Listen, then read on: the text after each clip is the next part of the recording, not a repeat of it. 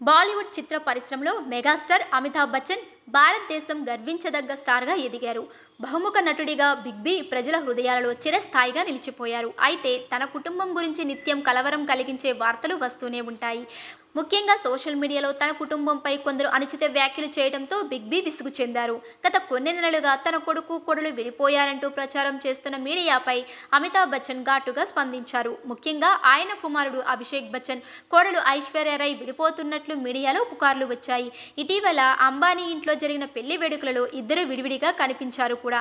అయితే బచ్చన్ కుటుంబం అన్ని ఊహాగానాలపై గౌరవప్రదంగా మౌనం వహించింది. మీ పెట్స్ కి గ్రూమింగ్ నుంచి బర్త్డే సెలబ్రేషన్స్ వరకు అన్నింటిలో మంచి ఆఫర్స్ ని మాయా టైల్స్ అండ్ ట్రయల్స్ వారు మీ ముందుకి తీసుకుని వచ్చారు. ఎక్కడో కాదు, మన బాజ్పల్లిలో. Phone number 8985555318. కానీ అమితాబ్ బచ్చన్ చివరకు తన తాజా బ్లాగ్ పోస్ట్లో వీటన్నింటినీ ప్రస్తావించారు. ఆయన కొన్ని రహస్యమైన అభిప్రాయాలను పంచుకున్నారు. దీని గురించి ఒక లాంగ్ నోట్ కూడా విడుదల చేశారు.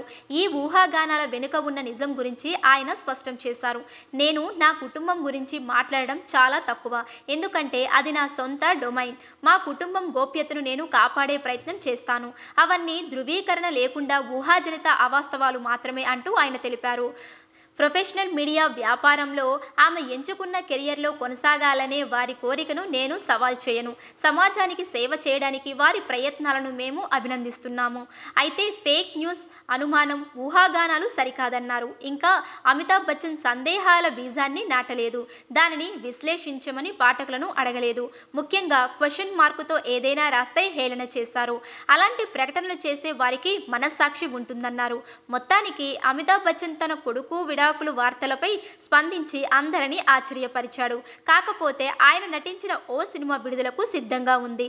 I want to talk November 22న రిలీజ్ కానుంది.